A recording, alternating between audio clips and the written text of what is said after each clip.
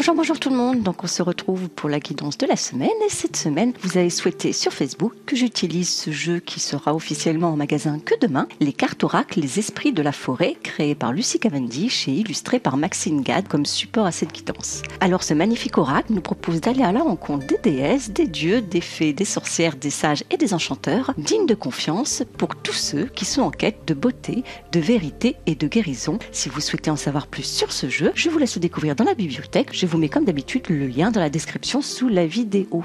Alors dans l'ensemble, ces conseils concerneront tout le monde, néanmoins un conseil pourrait être plus dominant pour chacun d'entre nous. Et pour le découvrir, comme toujours, j'ai pigé 3 cartes de ce jeu que je vous présente face cachée. Il vous faudra en choisir une. Ne vous inquiétez pas, je vous laisse environ 10 secondes pour faire votre choix avant de retourner les cartes.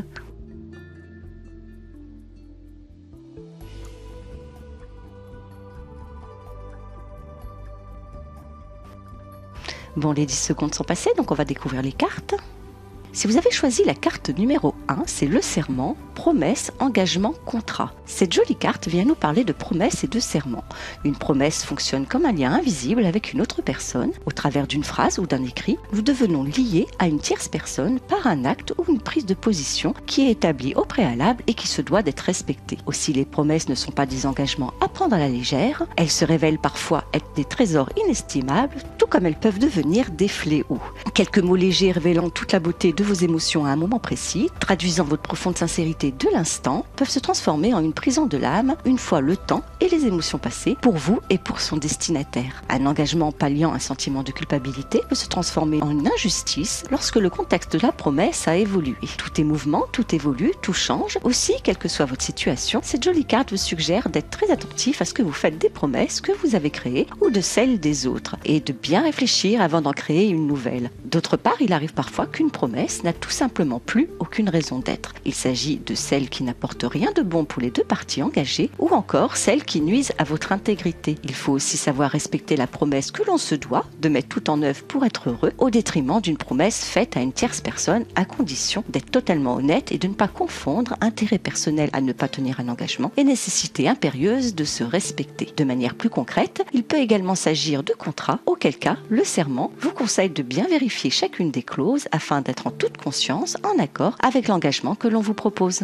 Si vous avez choisi la carte numéro 2, c'est frères, abondance, paix, contentement. Voilà une très belle carte qui vient nous parler de la possibilité que nous avons tous d'être en accord avec nous-mêmes et de cet état d'être capable de générer de l'abondance dans notre vie. Vous avez peut-être tourné en rond jusqu'à présent en faisant des choix plus sécurisants qu'authentiques et peut-être qu'aujourd'hui vous avez envie d'être vous-même et de faire quelque chose qui vous ressemble. Mais voilà, vous n'osez pas, vous persuadant que ce n'est pas possible pour des raisons multiples et bien souvent d'ordre matériel. Quelle que soit votre situation, frère fait son apparition pour vous rappeler que nous pouvons tous être les leaders de nos changements et que lorsque nos choix nous correspondent, nous nous y révélons avec talent. Et le cœur et le talent sont les fondements de tout projet réussi. À partir de cette base, les défis rencontrés seront bien moins difficiles à relever. Il faudra peut-être une formation et le démarrage pourra peut-être vous sembler plus lent que vous ne le souhaitez. Néanmoins, si vous saupoudrez votre talentueux cœur avec un peu de patience et beaucoup de persévérance, il y a de fortes chances de voir apparaître l'abondance dans votre chaudron magique. Et tout cela dans un sentiment de paix et de contentement. Alors, osez être authentique.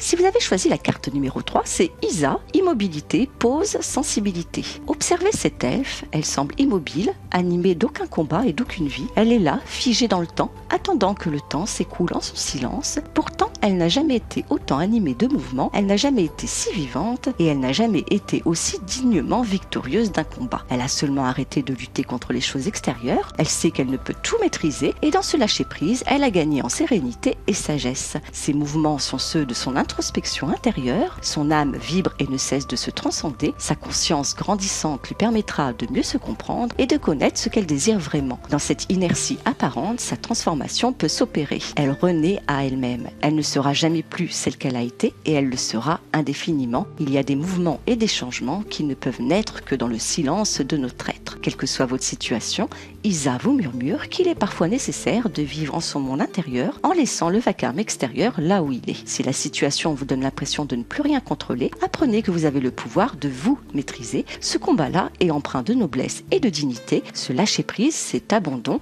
permettra de commencer un chemin d'évolution et de transformation intérieure qui vous sera très bénéfique. Et lorsque la conscience et la connaissance de soi s'amplifient, nos choix et nos décisions sont teintés de suffisamment de sagesse pour nous accorder la paix. Aussi, profitez d'un voyage en vous-même, vous y gagnerez en paix et en richesse intérieure. Sur ce, je vous souhaite une excellente semaine, je vous fais des gros bisous et puis je vous dis à bientôt.